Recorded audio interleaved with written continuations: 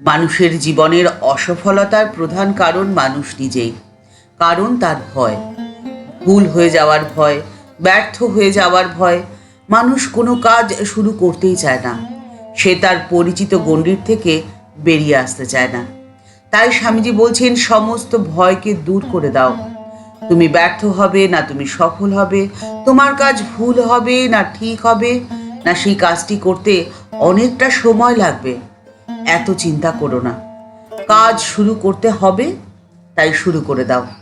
স্বামীজি বলছেন, দেখো, মানুষই মিথ্যে কথা বলে থাকে, আবার সেই মানুষই দেবতা হয়ে যায়।